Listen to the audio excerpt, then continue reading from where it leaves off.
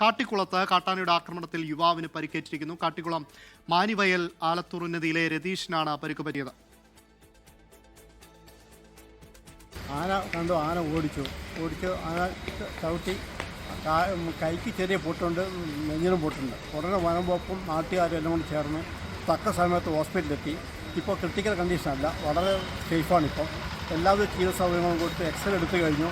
പിന്നെ ബാക്കിയുള്ള കാര്യങ്ങളൊക്കെ നടന്നുകൊണ്ടിരിക്കുകയാണ്. സംഭവിച്ച 5 മിനിറ്റ് കൊണ്ട് നാട്ടുകാരെത്തി, ഫോറസ്റ്റുകാരെത്തി. അതുകൊണ്ട് എല്ലാ രംഗങ്ങളും വളരെ വൃത്തിയായി കൈകാര്യം ചെയ്യാൻ കഴിഞ്ഞുകൊണ്ട് ജീവൻ ബാക്കിയായി. കാളിദാസൻ ദേവദത്തം ചേരുന്നു വയനാട്ടിൽ നിന്ന് വിവരങ്ങളുമായി. കാളിദാസൻ, ഇത് ജനവാസ മേഖലയിലേക്ക് ഇറങ്ങിയാണോ ഈ ആന യുവാവിനെ ആക്രമിച്ചത്?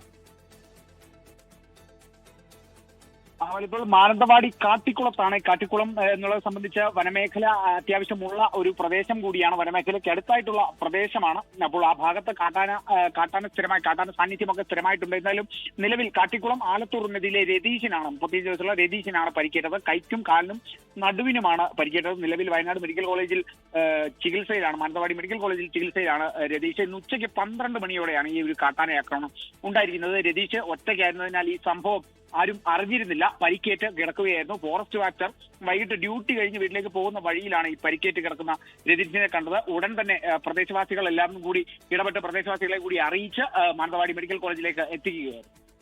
ശരി കാളിദാസൻ, എന്തായാലും വയനാട് പനമരത്ത് പുലി ഇറങ്ങി എന്നുള്ളൊരു വാർത്തയ്ക്ക് പിന്നാലെയാണ് ഇപ്പോൾ കാട്ടിക്കുളത്ത് കാട്ടാനയുടെ ആക്രമണത്തിൽ യുവാവിന് പരിക്കേറ്റിരിക്കുന്നു എന്നൊരു വാർത്ത കൂടി വരുന്നത്.